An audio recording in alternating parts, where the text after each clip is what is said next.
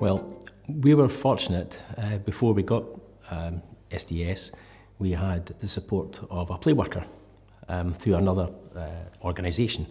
So we already had somebody in place, which was handy. So when I then looked at the various options, the one that sprung out to me and was the most cost effective was acting as an employer myself. So that's the route we went down. Also the idea of having a PA appealed as well, so that Claire could get to know her as an individual and build up a rapport.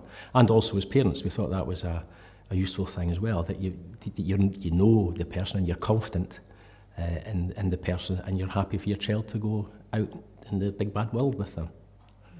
So these were elements that we thought that were very important to us. You know, maybe it was naivety on my part, but I didn't fear the opportunity of acting as an employer. You know, I thought, well, in fact, we had somebody in place already. It seemed an obvious continuation, and the person was happy to work as a PA for us. So that just seemed the most natural choice as far as I was concerned. We got a lot of support from the disability team within the social work, and they gave us all the information that we required.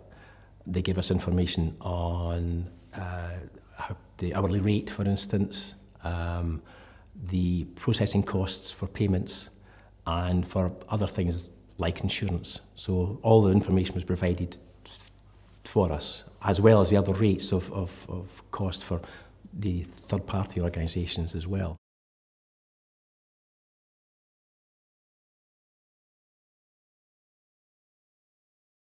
The things that make a difference, having the self-directed support, is it gives stability, so we know that we've got somebody to look after Claire.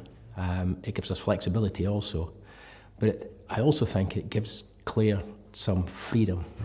She's not stuck with her parents all the time. Like any other 14-year-old, she would like to go out. So she goes out with a carer who's similar to her own age, and she can access going to the cinema or going swimming or just going out, just going up to town. So she's not got her parents with her all the time. And that's, to me, that's the greatest thing. She's got that bit of freedom. For ourselves, it gives us some time, myself and my wife, to go out and maybe go for a meal or just to go out and about ourselves. So that's nice as well. But our biggest thing is for Claire. She gets away from us. Our daughter has autism and a learning disability, so she's unable at times to make her own choices for her future.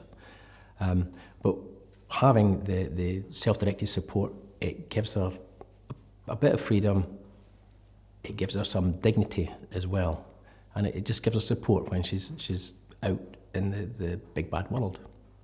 The most important thing for myself and my wife is our daughter's contentment and our happiness. And happiness is the biggest driver.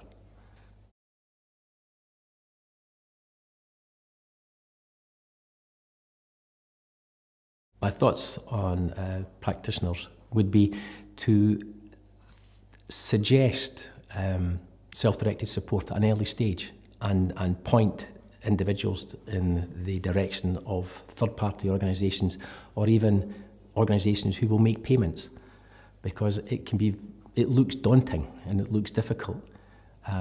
But if you had that information at an early stage, I think it may influence your decision making.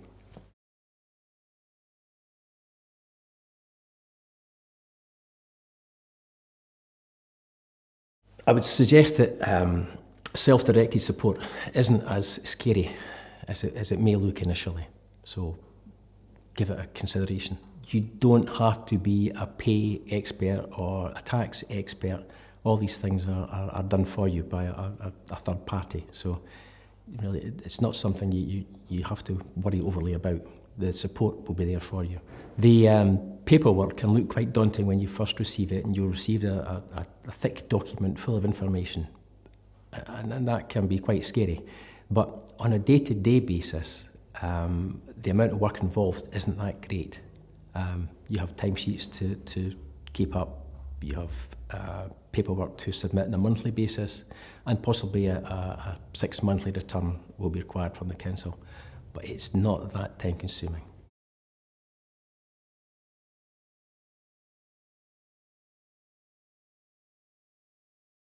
My daughter has built up a good relationship with her PA, and we're able to supply the PA with nuggets of information about my daughter as well to make that interaction that bit easier. So she's got to know her over a number of months. She come to visit us before she was actually employed, just to get to know Claire and vice versa. And she's willing to think of other ideas or places to take Claire or do things with her. So it's great. So it's a two-way process. We also don't have set hours, so we can give and take within a week. We may be busy, she may be busy. So we work it on an ad hoc basis. So there's nothing hourly, not a set time or a set day. So it works fine for both parties.